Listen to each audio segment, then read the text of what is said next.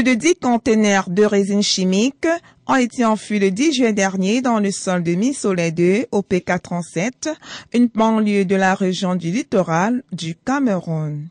Selon des sources, les auteurs d'un tel acte auraient reçu du gouvernement une fiche technique relative à la destruction de ces déchets chimiques issus des ventes aux enchères publiques 2012-2013.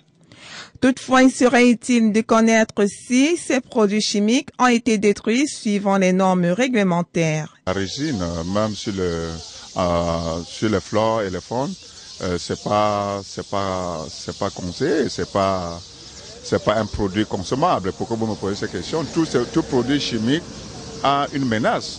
Et surtout lorsque c'est enfui au sol, ça devient encore plus compliqué parce que fera les futurs? C'est-à-dire que c'est la génération future qui vont souffrir parce que les conditions auxquelles j'ai vu les manipulations sans aucune protection sécuritaire, c'est vraiment, je dis, c'est inadmissible dans un état où on parle des normes.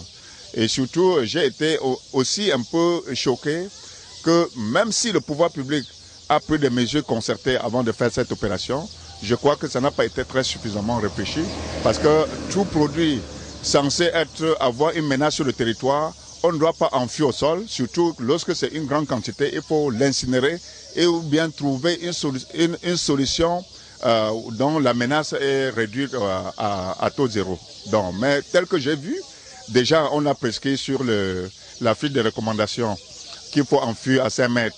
Vous avez vu que les sacs sont laissés à fleur dans un plastique on veut enrober pour pouvoir verser la terre dessus. Ça veut dire que c'est une bombe à retardement et c'est les générations futures qui vont souffrir.